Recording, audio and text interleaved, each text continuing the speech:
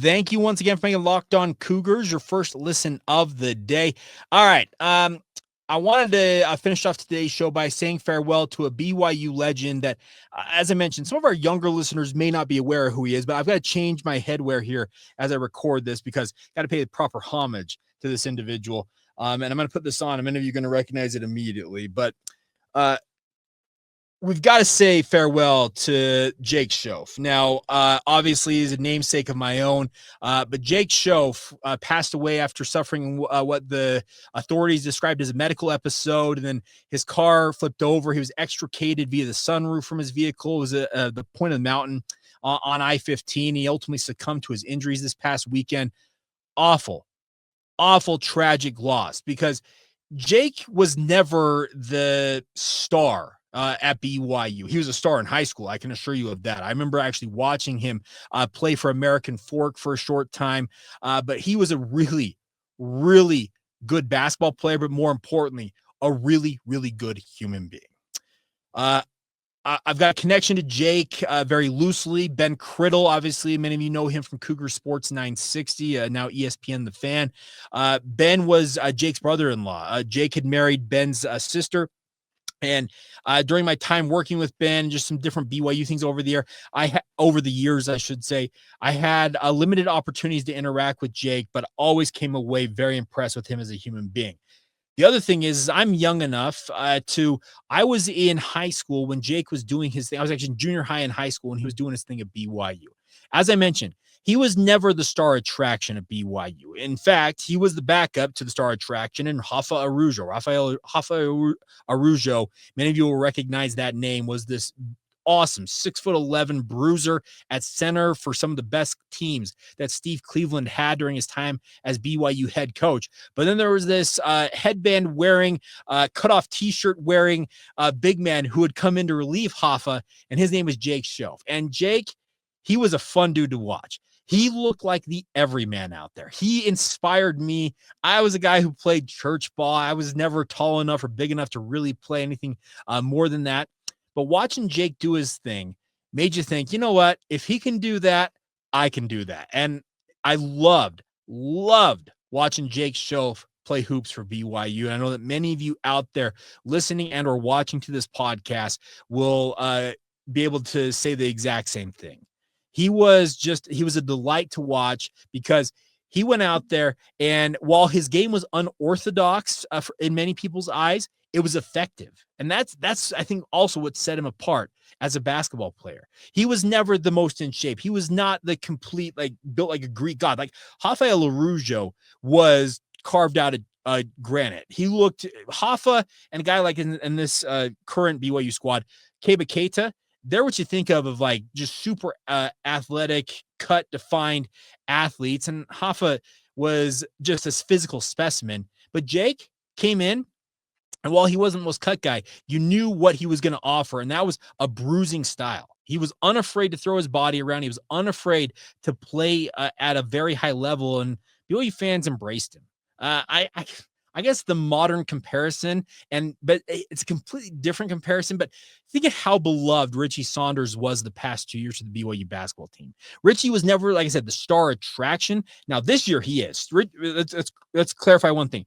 Right now, Richie Saunders, he is one of these stars, if not the star attraction for the BYU basketball program this year. But remember, the last couple of years, he was this gritty, tenacious sixth man who just was incredible in the role he played for BYU. That's what Jake Shoff was for BYU. He played in 57 of 62 games over 2 seasons. Saw action in 2 NCAA tournament appearances with the Cougars, averaging 11.5 points per game, while featuring alongside greats like former McDonald's All-American Garner Meads and obviously future NBA big man Rafael Arujo from 2001 to 2003. Jake shot nearly 62% from the field while averaging 3 rebounds off the bench as a senior for the BYU basketball program. He had a career-high 15 points in a win over Pepperdine. And like I said, he felt like he was the everyman, 6'9", 265 pounds. Jake was a giant just in terms of like I said, you want to be the everyman? No, he was much bigger than that. But the way he played, this is from my vantage point, inspired me to say, you know what? he's effective in his own role. When I'm playing basketball, I can be effective in my own role. Just have to carve out a way that for me to be able to go out and play the game. And basketball was never my strongest sport. I got no problem saying that. But I love the hoop. I still love it to this day. My son right now is playing junior JS basketball, and he's just starting on his basketball journey, but it gets my juices flowing again. I absolutely loved playing basketball, and I don't mind saying it. Jake Shoff was a big part of the reason why I love to play, because watching him inspired me to want to go out and play even more than I already did. And I played a lot of pickup and church ball throughout my youth. But it's sad to think of his 4 sons, his wife, losing him. I think it was at the age of 46 or 47 is what the police report said.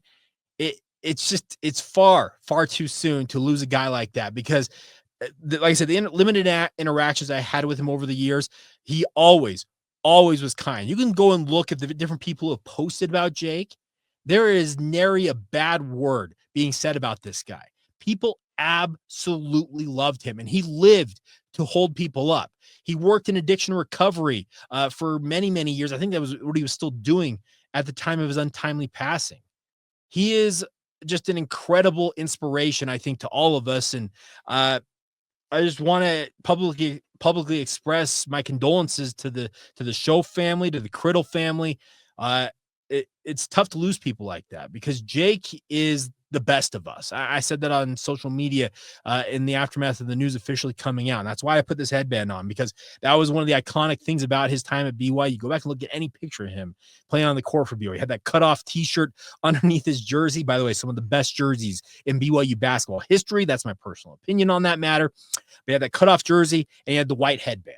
And it was really cool to see his son's youth basketball team wearing jerseys that had JS on them. And obviously his son hoisting up 3-pointers and put on a show that his dad would have been very proud of had he been able to watch it in person. But I got no doubt that Jake had the best seat in the house. So really, yeah. It's one of those things. I'm a softie when it comes to this stuff. Any of you who are longtime listeners to the podcast know that I cry at the drop of a hat when it comes to stuff like this. But I just want to say thanks to Jake, because like I said, I don't think I ever expressed to him what he meant to me in, like I said, junior high and high school, watching him play at BYU. But the fun part is, it seems like every generation at BYU has got a guy or two like that. Like I said, a guy like Richie Saunders right now for the BYU basketball team. He's kind of that guy for the Cougars, but Jake Shoff was that for my generation 20 plus years ago. And there will continue to be guys like that will come up through the ranks, and they're going to mean a lot to the community around them. They may never be, like I said, the star attraction and be the guy, the guy for a BYU team, but they will still inspire many fans out there. And that's what Jake did for me. So once again, rest in peace, rest in love, whatever term you want to use, to Jake Shoff. And I know that the community will rally around his family. He's got, I know that Ben Criddle and his family will rally around his sister, who is now a widow. But the Shoff family should never be far from the thoughts and prayers and the good wishes from Cougar Nation, because Jake was truly the best of us. And I think we were all better for having had interactions with Jake over the years, as limited as they might have been in my case. Some of you probably had far more interactions with him, but it's incredible to see the reaction to his untimely passing and how inspirational this guy was, both on the basketball court, but more importantly, just in everyday life. And here's to the next generation being inspired by him by thinking back on his memory. All right, that's going to do it for this edition of Locked On Cougars. Really do appreciate all y'all's support. Really does mean the world to me that we can have discussions like this every single day. That's the appeal of what I do. And I know a lot of people ask me all the time, how do you come up with stuff every day? You know what? There's stuff out there, and we will talk about it. We'll talk more about it. BYU spring ball starts later this month. We're not that far away from that. So a big thank you, as always, truthfully, for all your support. Thank you once again for making Locked On Cougars your first listen of the day. And as always, Thank you for being everydayers with us right here on the Locked On Cougars podcast.